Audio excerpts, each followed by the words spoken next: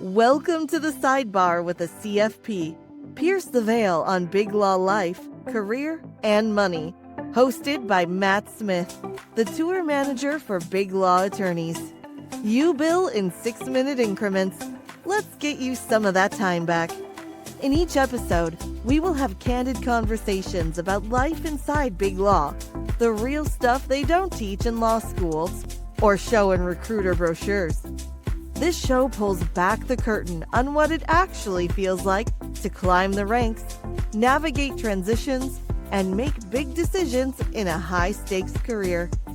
You'll hear from partners, associates, and experts across law and finance, each sharing stories, surprises, and strategies for building a life and career that works for you. This isn't a money podcast. It's a Life in Big Law podcast with a CFP in the host chair. The contents of this podcast are purely intended to be general and educational in nature and should not be construed as specifically tailored investment, financial planning, tax, legal, or other professional advice. Any investment performance referenced is purely past performance, which is no guarantee of any future performance. Nothing contained in this podcast should be construed as an offer to sell, a solicitation of an offer to buy, or a recommendation of any security or other financial product or investment strategy. All investment, tax, and financial planning strategies involve risks that you should be prepared to bear. You are highly encouraged to consult with professionals of your choosing before taking any action based on the contents of this podcast. To the extent the guest on this podcast was a client of Concert Financial Planning as of the date of the recording, the guest was not compensated for their time. Nothing conveyed by the guest should be construed as a testimonial or endorsement of Concert Financial Planning, and their experience as an investor or a client may not be representative of all investors or clients. You can find this show on all the major platforms, including YouTube, LinkedIn, Facebook, Apple Podcasts, Spotify, iHeartRadio, and on our website, concertplanning.com. Now here's the host of Sidebar with a CFP, Pierce the Veil on Big Law Life, Career, and Money podcast, Matt Smith.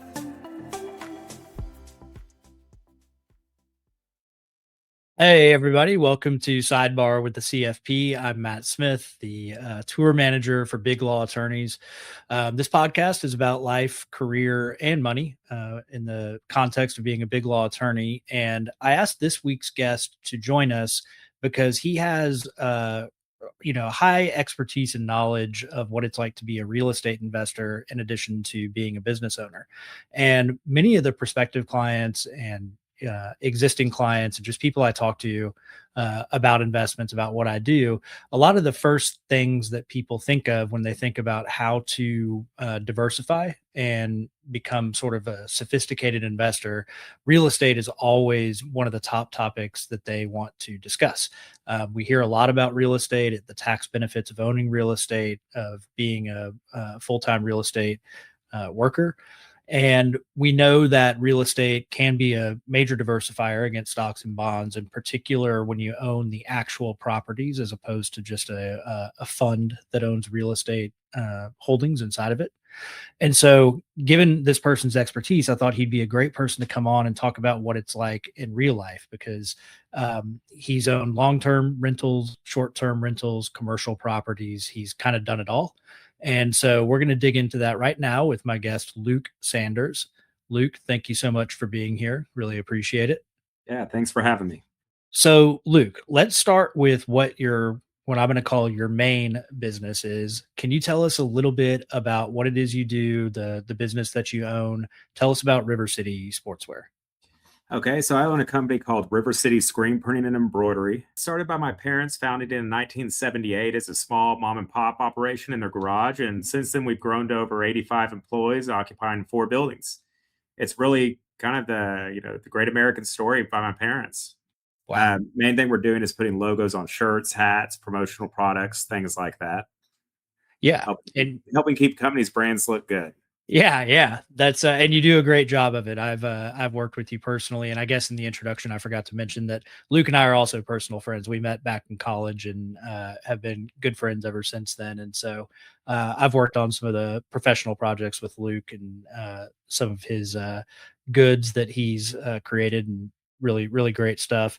I think there's some kind of amusing stories about, like, are there times when maybe it's unclear who the winner of a major sporting event is going to be, and so you have to have both sides ready to go and printed? Uh, well, it used to be a lot like that. There is a certain amount of that that still happens, but most of the times they have what they call hot market printing. Mm. So, for instance, like in the case of the Super Bowl a few days ago, there's shops set up in Seattle and shops set up in Boston. And depending on which team wins, as soon as that clock ends, they start printing and shirts get picked up throughout the night and delivered to all the different distributors to where 6 a.m. in the morning, there's shirts at your local academy or whatever the outlet is. Wow, that's incredible. So if you're on the losing end of that, then you just have a whole lot of wait around and see, and then everybody just goes home for the night. Absolutely. I one time did it for the Spurs, and they were up. I think they were up 3-0 in the series, and they lost the next 4 games in a row. So every night I was set up hoping that they were going to clinch. Oh, no. Okay. Well, so for listeners, that's the San Antonio Spurs, the NBA basketball team. And maybe we should talk about, where are you physically located? I'm located in between Austin and San Antonio in San Marcos, Texas. Cool. Okay. And so the business, about 80 some odd employees. If you're in 4 different buildings, it's a lot like, it's kind of more of like a manufacturing setup, I would say, than maybe what some of us are used to, like that I would call like an email job. I mean, you're out there on the floor working with the people. Your employees are out there in the heat or the cold or whatever, getting stuff done. Absolutely. You're putting in some elbow grease when you're doing your work. 100%. Cool. Okay. Well, so with that background, knowing that you own and operate a very large, small business, I guess I would say, the reason I wanted to bring you on was to talk about your experience as a real estate owner as well. How did you first get involved in owning real estate? Do you remember what inspired you to kind of go down that route and get started in that? Yes, I do. So Okay. initially, when I bought the company from my brother, who had bought the company from my father, The it came with company being River City. the company being River City. Okay. So it came with one existing building. Over time, additional buildings that were beside me became available, and I was able to purchase them and kind of expand operations into them. The building where my offices are, the guy that owned it, it was a small Sears, Oh. and he lived in Dallas and just stopped making payments on it. And I'd go in there and talk to his employees, and they didn't even know where he was. So I called. I found out who the lien holder was, and I called them out, and like it was an investment group out in New York or something. They said they've never even been to the building, but if I'd pay them 10% more than what he owes, I can have it. So I bought that building for probably 60% loan to Wow. value or whatever the expression would be. That's It was- awesome. Yeah, it worked out really well. Connected them with a bridge, and then bought the building next to me and the lot next to me, and just kind of kept expanding over the years the commercial part of it for River City. Wait, so you built a bridge between the 2 buildings to Yes, and go it's back and not, forth? and when I say bridge, I mean it's a metal bridge, probably 15 feet long, and cut bay doors through the sides of the buildings, and of course, all of it's permitted. Of course. And we, transport carts of shirts and stuff across them. Cool. That's interesting. I don't know if you've seen the show House of Guinness on Netflix, but they've got kind of a steel, I don't know if it's steel frame or whatever it is, but it's a big part of the factory there. Okay, so you got started really owning commercial buildings as part of the River City business. And so Correct. now, did you say we're up to 4 buildings that you own now? Correct. So you have the 4 commercial buildings. One of them was another building that had become available, and I had a pawn shop tenant in the front of my screen print building. So I bought the building next door and moved them over there into a long term lease. Oh, cool. So Okay. anyway, so there's about 5 buildings that are all connected, with one of them being a pawn shop Hmm. that just rents. Yeah. So I was sitting there and I started thinking, okay, I've heard of, like, how can I diversify a little bit? I've heard of short term rentals. This was a big thing. Kind of everybody's talking about Airbnb back in 2018, 2019. So I bought my first short term rental in 2019, and beautiful house on the river. I think it cost 1.472 or something like that. Wow. Bought That's it, and it big sleeps entry. 16, and It so sleeps it rents 16, really is that what you well. said? Do what? You said it sleeps 16 people? Correct. Wow. And Okay. so it sleeps 16. It's a legitimate party house. Yeah. And it was already a short-term rental beforehand, so I had financials of what to expect. I sat there and said, okay, well, look, if I buy this, my PITI and all my costs on it and everything like that, I'll bring in a few thousand more in rental revenue than what my costs are. Okay. And so I did that and everything worked. And so then I went and bought another house in Fredericksburg. It was a 4-3 kind of in the historic district, and then bought another one. And then COVID hit. And COVID, at first, the problem that all the short term rental people ran into was that guests could cancel day of just saying that someone had COVID. So all of these people made reservations. You were like booked out solid. And then all of a sudden you get a call that you're supposed to have some $5,000 booking show up on a Friday and say, oh, a guest has COVID. We're not coming. And most of the time it was BS. They just decided, never mind. We're not going to come up from Houston to go to Green or whatever. You couldn't prove it. Airbnb really didn't stand behind business or house owners at that point in time. Mm-hmm. And so that happened. The first 4 or 5 months were really dicey for that period of COVID. But then, for instance, I like to use the example like in June 2020, my house in Green brought in $80,000 in revenue. Wow. In 1 month. It was just booked solid for the entire month? Booked solid for the entire month. People were paying a premium because people couldn't fly to Cancun or other places. They're like, what's the next best thing? We can go hang out on the river in a house secluded. Kids have something to do. So it was a huge windfall for about 6 months or a year. Mm-hmm. And, comparing that $80,000 a month we brought in revenue for that house, this June is probably 20,000. So, I mean, it was almost a 4 times, exponentially 4 times bigger. Yeah. Okay. And that's where the problem comes in. Everybody sits there and goes, all right, these guys are making so much money on short-term rentals. Everybody's going to buy a short-term rental. Yeah. And so in Fredericksburg is where I've experienced this the most. It went from something like 1,000 short-term rentals in the area or maybe in the county before COVID to exploding to almost 4,000. Wow. Now the same amount of people are going to Fredericksburg as went from 2019 to 2025. Sure. So now you have you have a great abundance of short-term rentals and the same amount of people going. So all we did was eat into each other's revenue. Yeah. Yeah. Along with all those houses that were once 500,000 and were now selling for $1 million or so. Wow. Other two problems. COVID, everybody started getting their interest rate for 4.5, 4.75. Well, you could make your short-term rental cash flow at that. But then as in 5 years, because it's a commercial loan, the rate adjusted and now it's up at 7.5. All of a sudden people are losing thousands of dollars a month. Mm-hmm. Along with they're not rented as much because the market is oversaturated. So now, people that were doing this as kind of like a small mom and pop investor and like, well, we put this here, we're going to make it a couple thousand a month. It's a good retirement thing. Now they're losing a couple thousand a month. Yeah, right. A lot of people can't afford that. So they were forced to sell the house and take a loss to get out of it. Mm-hmm. So the number of short-term rentals has been declining in some markets because of that. But also the biggest, the other concern, I sold 2 of mine that were in downtown Fredericksburg because the city council wants to eliminate it. They don't want short-term rentals in the town because they feel like it's changing the vibe of the city of Fredericksburg. Right. These people, right or wrong, they're sitting there going, oh, well, kids aren't riding around on bicycles anymore. There's all these short-term rentals every door you look at. There's a bachelorette party or a girls' weekend for winery or whatever, but they're changing the vibe of the community. I disagree. A lot of the younger people in a town like that are moving out and going, they go to college in Austin or Houston or wherever they go. They're not moving back to Fredericksburg because there's not enough high-paying jobs in Fredericksburg.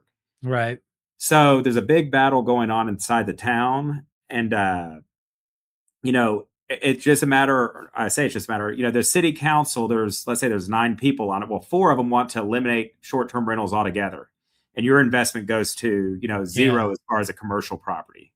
It just takes the wrong city council and you're doomed. Whether it's they eliminate the ability to rent there or if they change it to what they call like a sunset law, I believe is the correct term, where all of a sudden, if you sell the house, your license does not carry with it.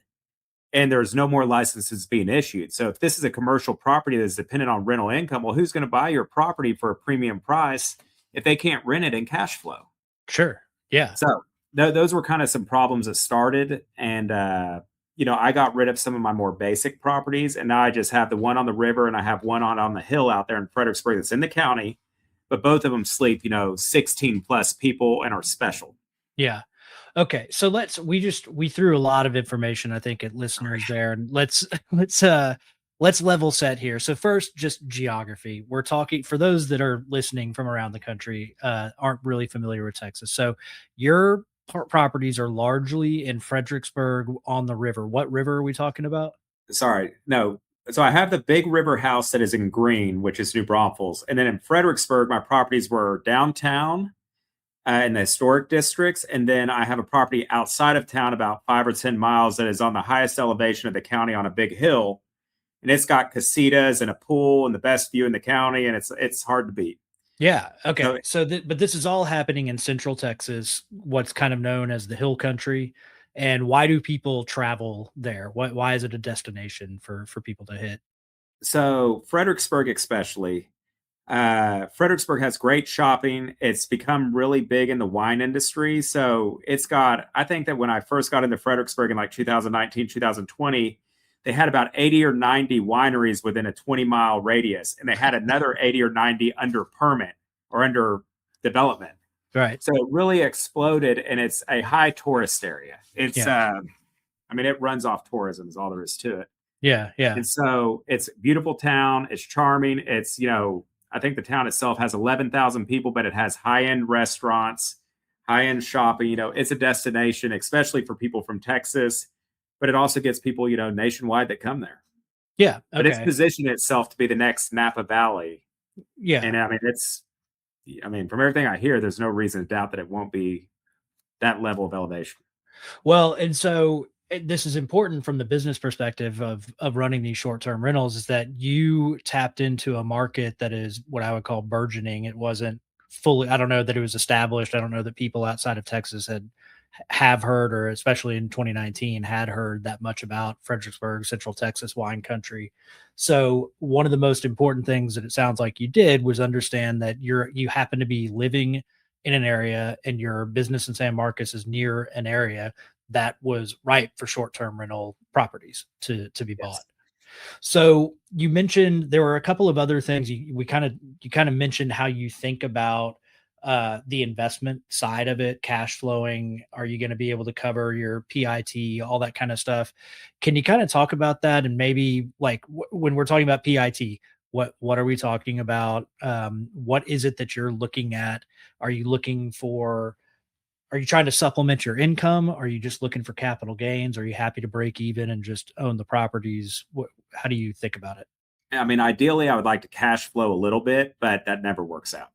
I'm looking at it going that, look, if I'm younger, I'm 44 right now. I started kind of getting into that market when I was 39 or so. If I can hold on, for 25, 30 years, all of a sudden other people would have paid for that house for me and I'll have a free property. Yep. Really, any money that I've cash flowed has just gone right back into the property. There's things that break all the time.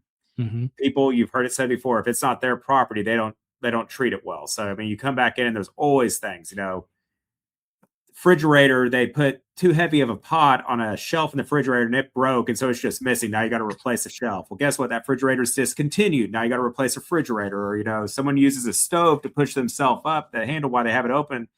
Now it's the springs don't work. I mean, it's nonstop. Wow. And so, especially if you have a house that has a large, amount of people that can go to it that treat it as a party house, you just have to realize, like, hey, I love this place, but people are going to use and abuse it. And there's Right. always going to be something. Last Is there weekend, the well, had a short in it on a Friday night. And so they couldn't get water. I had to put him up in town, give him a free stay, replace the well. I mean, it ended up being a $4,000 or $5,000 weekend. It's just happens. wow. So, And so for our listeners, understand that Luke and I are on a group thread that goes on multiple times a day. I hadn't actually heard that story yet about last weekend. That sounds like a bummer. yes. So now all the while you're running this company that's a major company with 80 employees and all that kind of stuff. How are you able to handle all that at the same time? Okay, so that's important. Like, I would say if you're going to do a short-term rental, don't think that you're going to manage the bookings yourself and do all these different things. The best thing for you to do is hire a very good property management company, and they could charge anywhere from 20 to 30% of the rental revenue. Mhm. They take care of all the bookings on Airbnb or Home Away, or they even have their own portal where they try to get return customers to that. That way they're not paying the Airbnb fees. There's different things like that. You want them to take it because the last thing you want is to be managing it yourself. And at 1 a.m., someone calls and says the toilet's clogged. Right. That's what those property management companies are there for. Yes, you're giving up rental revenue, but it's like the only way you're going to stay in this long term and not go crazy is letting them handle it. Let them coordinate the maids, let them coordinate the plumber, let them deal with the angry guest or whatever. Yeah, and especially like you're working as much as you are. My listeners, if they're assuming they're in Big Law, they're working unholy hours. I mean, it's just an entire separate set of issues to deal with. So when the toilet breaks at 1 a.m., the property manager is being called, not you, Correct. typically, right? Okay. Correct. And then you're just, as the owner, you're on the hook for when the refrigerator has to be replaced, or somebody runs the hot tub, the wrong way and it wasn't, now it's Correct. broken or Any whatever. repairs you're responsible for, that you get called on. If the plumber gets called out, even through the property management company, you're still paying the bill. Yeah, sure. You're just not having to try to find a plumber to go out there on a Saturday morning because the toilet got clogged up at 1 a.m. on a Friday night. You're Right. not having to deal with that. And and everything. I mean, just because most people are renting on the weekend, it's like weekends seem to be just a nightmare. Everything bad is on a weekend. Electrician's not available, just whatever. So 20 to 30% of the top line goes to the management company. Now I've heard that. I have other clients that they don't have a portfolio of short-term rentals as large as yours, but I've heard, similar numbers. So that's it feels like a significant portion of the top line. And I can understand why it might be hard to cash flow positive, when all that's going on. Definitely hard to cash flow positive. I mean, the only way I would suggest a short-term rental is if you're in a market where the demand is there and that there is a limited number of licenses provided. For instance, and I don't know anything about Santa Fe except I know that they have a limit on the number of short-term rental licenses they can have. Okay. So it's not going to become a Fredericksburg where every door has a keypad on it and guests checking in and out all the time. They're trying to keep their small town charm, or not small town, but it's still a city, but they're trying to keep that vibe and not let it just be overrun with short-term rentals. Right. So if it's a limited number, or if you're able to pay for it in cash and you're not being eaten up by interest at the bank, then yeah, you could have some cash flow coming from it for sure. Mm-hmm. But go ahead. Well, I was going to say you brought up lending with the bank, and one thing you mentioned earlier is just that because it's a commercial loan, the rate resets after 5 years. Can you talk a little bit about that? I think a lot of listeners might just be imagining a conventional mortgage situation when they're going to go buy one of these. So there's two things about this. One, like you could go buy a house and call it a second home and maybe have a 30-year fixed mortgage, and then you convert it to a short-term rental. But if you're doing that intentionally, that'd be bank fraud. And you don't want to get caught up in that. No. So then you're having to declare it as, and also to qualify with the bank, unless you have a very high net worth, you're going to have to show the revenue from that short-term rental to be able to get that house to begin with. So where they'll qualify you for it. Now, like when you buy a short-term rental, it's considered a commercial loan. It's usually like on a 20 or 25-year amortization, and it readjusts every 5 years. Mm-hmm. So during COVID, when it was 4.5% or whatever, and then all of a sudden these people, it switched to, some people got it at 7.5 when it switched to, or 8.5. I even heard of people at 9 on $1 million house. I mean, or $1 million loan. I mean, that could be the difference of 40, 50 grand a year, $4 or $5 grand a month. House that you were making $2,000 on, now you're losing $3,000. Wow. And a lot of people couldn't absorb that and started selling their properties off at a discount and walking away. Yeah. I mean, it sounds like a lot of significant local market research needs to happen. I mean, on the one hand, interest rates, I mean, that's national, that's, controlled by the markets and the Federal Reserve, but knowing, like you mentioned, how many licenses are available, what is sort of the attitude of the local policymakers and their stance towards short-term rentals. Are they going to be business friendly or are they not? Do you just have to get with like a local realtor in the area? I mean, how do you suss that out? I guess you're in the area with which you own these properties. Correct. Having a local realtor is key in it. I would not suggest trying to have a realtor from Colorado to tell you what the best streets to be in are in Fredericksburg. Yeah, right. So, having a local realtor, someone that's familiar with the market, someone that is familiar with short-term rentals, because when you're looking at the the financials of a previous short-term rental, assuming that you're buying one that already existed. It's going to be important to understand it. The bank's going to have to be able to understand it and agree with it to qualify you for it. So I would definitely say that you would want someone that is very familiar with that market, because And the do you difference in a few street blocks in a town like Fredericksburg can be the difference of 30% occupancy versus 80% occupancy. right. And do you think, you said that, I think it was your first one on the river was like a 1.6, $1.8 million home that sleeps 16 guests. 1.47 or something like that. Okay. But so significantly, or a significant cost. When I talk to, just people, clients, prospective clients, a lot of times they're not thinking about buying something like that. They're thinking about buying something much smaller. Do you feel like that helped insulate you from what went on in that area? Just the fact that you had some unique properties? Absolutely. So remember when I said that Fredericksburg went from 1,000 rentals to like 4,000 or something like that? Mm-hmm. Everybody that could get their hands on a 3.2 or a 4.3 house bought them, and they're a dime a dozen now. It's Yeah. hard to stand out in that crowd. The only way you're going to is if you have a pool or there's something very unique. So that's why I've kept the 2 properties that can sleep 16 and more, because it's like there might be 30 of those in the area versus 4,000. Yeah. So a bigger group, kids, they want something for those kids to do on the week while they're drinking wine. They got a pool. They got a house big enough to keep them occupied. But I would not think that. My belief is you're not going to make money on a 4.3 or a 3.2.5 or anything like that if you just buy a standard run of the mill house. Yeah. And if you're sitting there and your goal is maybe you're going to break even and in 30 years own it, okay, well, you can play the long game and have a lot of stress for 30 years. But I don't think you're going to get a significant amount of cash flow. You'd probably get more money just taking the down payment you were going to put it in the stock market or in a CD or whatever they want to put it in, and have zero stress and have more cash flow a month that way. Yeah, I mean, real estate investing is not my specific area of expertise, but it does seem like you're not the only person I know who has these kind of short term rentals, and you certainly hear some of I don't know if you as the owner of the short term rentals think they are funny stories, but you hear a lot of these kind of horror stories of the guests and what they do, and even at a place like you're talking about that sleep 16. I mean, those are not inexpensive places. That you would imagine that the people that are renting them probably are good members of society outside of their vacation time, but you can't control them. You can't control the weather.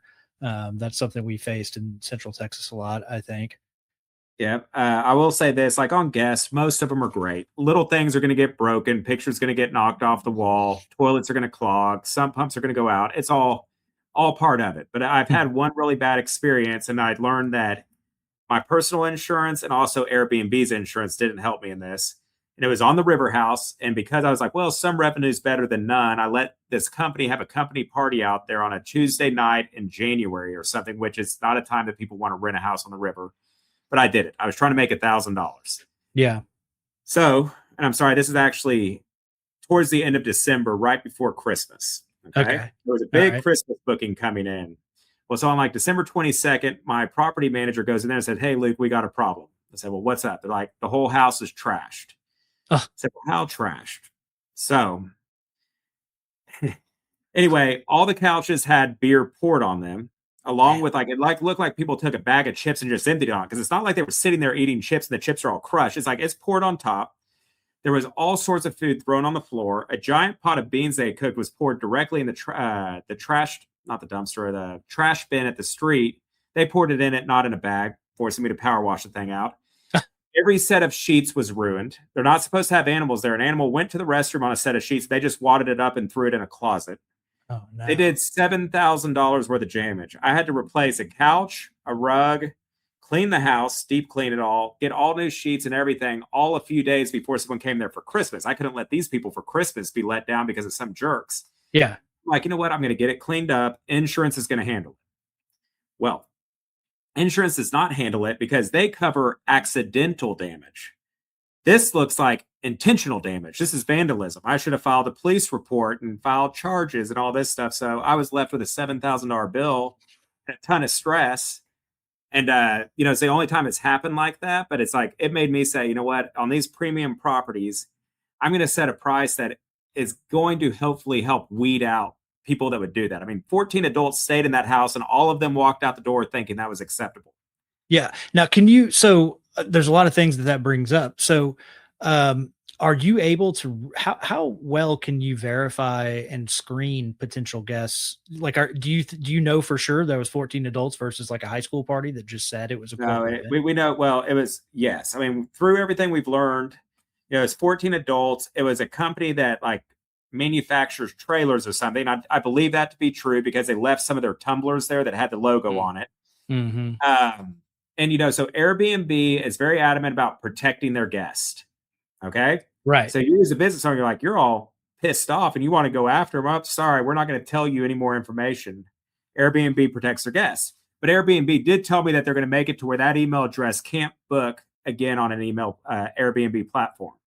It's like, God bless them. That really Yeah. punishes them. They just book with a different address that someone else does. So Yeah. it really was frustrating. It's only happened once like that, but it's when someone intentionally goes in there to destroy something that you love, like it's hard. Well, and it seems like with cash flow margins, let's say for we keep talking about cash flowing, but I just to be clear, we're talking about profit, net income after all the expenses, after everything is accounted for. It seems like those margins can be pretty slim. And so if you come out of pocket for $7,000 in damages, I mean, that could take away months, I would imagine, of prior profit, which, obviously a big problem. Absolutely. It's like, yes, the cash flow margins are very slim. You're hoping that, other people are paying down your mortgage. So you are gaining some through, paying down your balance that you owe on your mortgage, along with some depreciation benefits and things like that. But yeah, it's a long play game, or you're able to pay for it in cash and not have an interest rate with the bank. I'm sure that you're working with insurance professionals, tax professionals, other real estate professionals to help facilitate all of this stuff. It's not something you're just doing on your own. Absolutely. I work with the insurance company saying, well, what all do I need to do to make sure I'm insured if something happens? And I make my properties as safe as I can by all state laws, by all insurance rules. And the insurance companies do come out there and inspect annually. And, because they want to make sure that they don't ever have to pay out. So they make sure you do everything as well. But, so you go out there and you do a lot of different things that make it as solid as you can. Yeah. And I think so. I think as we get near the end, I think what I want to point out is that two things can be true at once. That real estate can be an excellent investment, and I like real estate as an investment. It's a diversifier against traditional stocks and bonds. It certainly has good growth potential, depending on the markets and all that stuff. But what is also true is I think that there's a lot of content out there in the form of, like podcasts like this or, short form videos and things like that, that espouse a lot of the potential benefits of real estate. Um, but they may conflate ideas like if you're not a full-time real estate professional, some of the tax benefits don't apply to you. But they also might leave out some of the things that you really have to factor into your analysis about whether this works for you in terms of all the, regulatory burden, regulatory costs, the insurance, the professionals that you're going to hire to make sure that you're in compliance, keeping up with the changing ordinances of the localities in which you are. It's just I think that a lot of people maybe don't really understand how much needs to go into it, and therefore how much they really do have to cash flow to come out net profitable. And so it's just something that you have to do a tremendous amount of research and work at on the front end, I think. yeah, Yeah. 100%. And I mean, it's always something.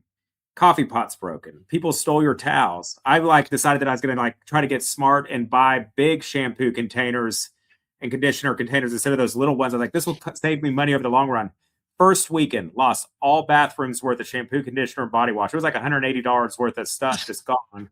People just took it home with them. I mean, you Yeah. sit there and it's like, great. So, there's a lot of costs that people don't think about that go into it. Just maintaining a house that is used by other people that do not love it like their own home. And you run into these things and it's like it's just part of the game. But Yeah. my opinion, it's like if you're gonna do short-term rentals, they need to be something that is you know, in the top of the top of the the top of the top of the market form to where it's like, hey, you got something that most people don't have. You have a pool, or you can sleep more people, or whatever that case might be. Yeah. But you are at the mercy of the city. The city could change things. If you're in the county, it's not as big of a deal. The city could change things on you at any point in time. There could be state or national laws that change things on you at some point. I was going to buy a house in New Braunfels right next door to mine, and within 6 months before I bought it, it got rezoned by FEMA to where it was in a floodway. Mm, So all of a sudden, as a floodway, it can't be used as a short-term rental, but it can still be used as a residential house. So these people, we weren't able to work a deal because they didn't even know that FEMA had rezoned it. And I mean, they dang. barely got touched by a potential like 500-year, floodway or whatever. Right. 500-year flood. They got touched just a little bit on their structure, and that negated the deal for me. It cost them who knows how much money, because now they're going to have to sell it as residential only, not income producing. And anybody buying it as a residential house is going to sit there and, well, do I want to buy a house in the floodway? Right. Yeah. And so Yeah. there's a lot of stuff that can happen, and you just got to be. Oh, that's the other thing, insurance. So when I bought the place in Fredericksburg, insurance was like something like 3,000 a year. Now it's closer to 15,000. Why? Wow. Fire. And the Yeah. distance from the nearest fire station. And because I'm 8 miles away from the nearest fire station, it puts me at more risk. So now my insurance, instead of being $3,000, is 15. Will Hmm. fire ever happen out there? Maybe. There was a big one out there, within 10 miles of me this last summer. But I mean, nothing you can do about it. Insurance company says, here's your cost. You don't have much of a choice, or be uninsured. Right. And I can tell you just from my position where I am that insurance coverage for real estate, primary homes, whatever it may be, is hard to come by for newcomers. And these companies are getting out of entire states, in Yeah. some areas just because of all the risk. And so, um, you know, you, you're, you're pointing out that I think you have to have some ability to absorb costs as things change on you over time. Whether it's the resetting of the rate, whether it's tax laws, whether it's the local ordinances, or like a FEMA declared, risk zone, whatever it may be. If you're running on a relatively small margin, it's just so easy for that to become negative and a drain on you. I would say if you're running on a very small margin, and this is what your net, if you need this as part of your income to run your day to day life, don't do it. Yeah. The risk is too high. If you're sitting there hoping that you make $1,000 a month off of, doing this short term rental thing, it's like, it's not worth it. Take your money, do something else with it, put it in the stock market, put it in bonds or whatever. I don't know. Yeah. But there will be things that come up. The AC unit will go out, and it will cost 15 grand. And if you were trying to make 1,000 a month, now it's going to take you 15 months just to make back the AC unit. Right. Well, and we're talking about multiple locations, multiple short-term rentals. Like ideally, from a diversification standpoint, you don't want to have just one of these places. You want to have maybe a handful of them. And I think you're diversified, like you said at the beginning. You're diversified across commercial properties, short-term rentals, and I think you said you even have long-term rentals. I do. Yeah. One of my short-term rentals, I converted to a long-term rental just because I made more money renting it out to someone for a year than I was making renting it out on the short-term market, because it was one of those 3-bedroom, 2-bath that wasn't in high demand. I said, well, great. I'll rent it out for a year long and I won't have the stress. Yeah. Right. And Yeah. so I have other long-term rentals as well, but my experience with it has been, unless you're doing something super high end for the short-term rental stuff that stands out from everything else, you're going to have a hard time in that market. My best success has been in the commercial buildings. Find a good building. Let's say that it costs the same as a great house on the short-term rental market. Well, you have one tenant, and that tenant's responsible for all the stuff that goes on, unless it's the roof or the AC unit or something. You have a lot less stress. You're getting you know that you're getting however much a month, 10 grand a month, and your mortgage is 7, and they're Yeah. paying triple net or whatever. You're great. Occasionally it sends empty, but it's a lot less stress. Yeah, and that reminds me. I have an attorney client that runs his own practice, and he went into a partnership with I think 2 other attorneys and bought their building, and have had I think a real good experience with that form of real estate ownership. So that's an interesting thing that people may think about if they ever do want to leave the world of big long, strike out on their own. That's one way to diversify and increase wealth. Well, Luke, thank you so much. I appreciate it. We went over our time a little bit, and I know you have a business to run in addition to your real estate businesses, so I'm going to let you go. But thank you so much for being here. I think it was super informative. I hope listeners learned a lot about what it takes to run a short-term rental real estate business and some of the things to look out for and how they can prepare if they do want to go down that road. Absolutely. I think it was great. I really Thank you. appreciate me on. You got it. You've been tuning into Sidebar with a CFP. Pierce the veil on Big Law Life, Career, and Money with Matt Smith. You can find this show on all the major platforms, including YouTube, LinkedIn, Facebook, Apple Podcasts, Spotify, iHeartRadio, and on our website, concertplanning.com. Thank you for your positive reviews, comments, questions, and for sharing this show with others. The contents of this podcast are purely intended to be general and educational in nature and should not be construed as specifically tailored investment, financial planning, tax, legal, or other professional advice. Any investment performance referenced is purely past performance, which is no guarantee of any future performance. Nothing contained in this podcast should be construed as an offer to sell, a solicitation of an offer to buy, or a recommendation of any security or other financial product or investment strategy. All investment, tax, and financial planning strategies involve risk that you should be prepared to bear. You are highly encouraged to consult with professionals of your choosing before taking any action based on the contents of this podcast. To the extent the guest on this podcast was a client of Concert Financial Planning as of the date of the recording, the guest was not compensated for their time. Nothing conveyed by the guest should be construed as a testimonial or endorsement of Concert Financial Planning, and their experience as an investor or a client may not be representative of all investors or clients.